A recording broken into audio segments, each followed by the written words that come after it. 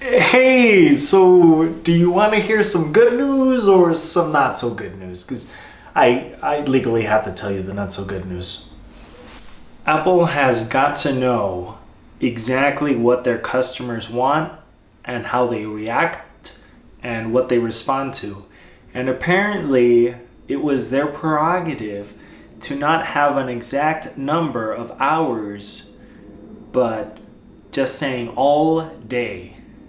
Now, assuming that these are some extreme hours, 16, I think, is the legal limit, of which I have worked 16 hours all day. Uh, I mean, still, we don't know if this guy's gaming. We don't know if he's, just watching a movie. But it's not great. Nor the milliamp hours are listed, nor are even some pixel density numbers.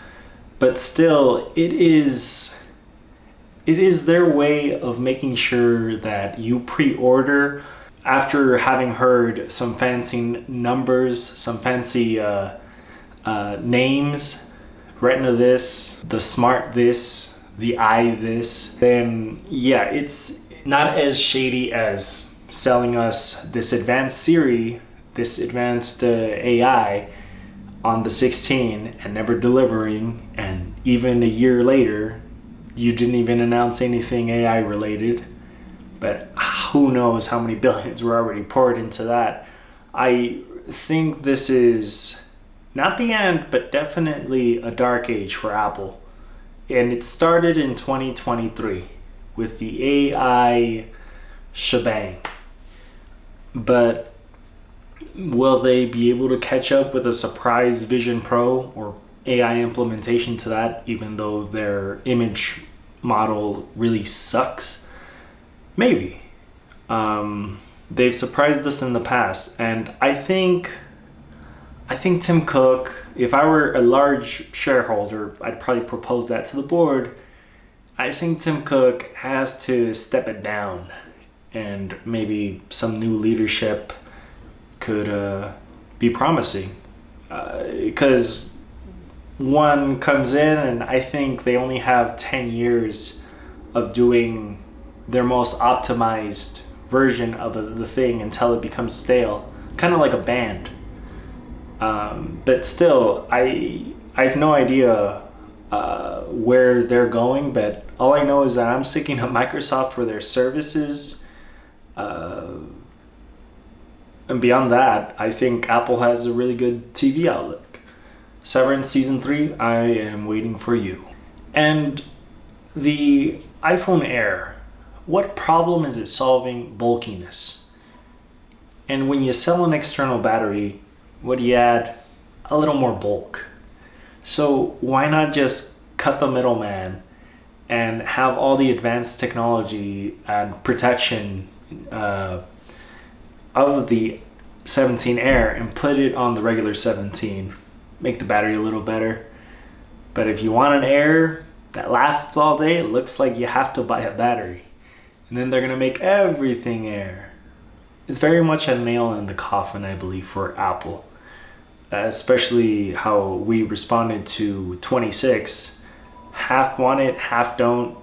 Maybe we'll have some fighters like the iOS 8 days, like the iOS 6 days. Those were something. As for the AirPods, I was actually going to pre-order them. Not because of anything else, but because I lost one AirPod when I got severely injured. I was planning on doing a video, but I could barely use my hand to open doors. I'll just say that. It was very, very sprained, and I had to recover, dare I say, find myself. But yeah, I could not function. And the coolest part was that I had secured a land job, but what do I have, a rape going on? I secured a land job, but I had sustained an injury, and it was a deep injury. This wrist was sprained, this hand was sprained, There's a difference. I found that out the hard way. Did I go to the doctor? No. Should I have? Yeah, but I should have also won the lottery. Nothing nothing that should happen usually does happen. If I could, then it could happen. But wow, I sound like Dr. Seuss right there. But yeah, the iPhone 17 Air, I think it's the way of the dongle, where you need another accessory to do what you used to be able to do. You only bought the new one because it's a tad faster. Now the iPhone 17 Pro, I think I want that one. Quite simply because of the cooling chamber. The cooling chamber could do wonders. I bought a cheese grater like case for my iPhone 15, and I still love my iPhone 15. I haven't switched yet, but I am quite considering the heat dissipation factor of the iPhone 17 Pro and the 17 Pro Max. It's gonna need a lot of heat dissipation.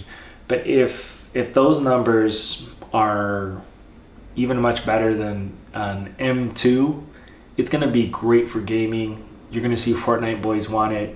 Streamers, they're gonna love it. And they're really catering for streamers, and they're going for camera markets. I noticed that because they got a larger sensor. And guess what's gonna happen when they have larger lenses? You're gonna have this bokeh effect. Let me go back to this. You're gonna have this bokeh effect on their lenses, which looks cool, right? But the companies that sell these lenses are gonna have to compete, or they're gonna be toasted by Apple, of all companies, a computer company. But yeah, it's gonna be an interesting cycle this time around. I really think we're gonna have some water cooling solutions to this new iPhone dilemma, because when you water cool anything, it'll give you some numbers. But still, I am curious as to the M5s and the iPads. Let's go.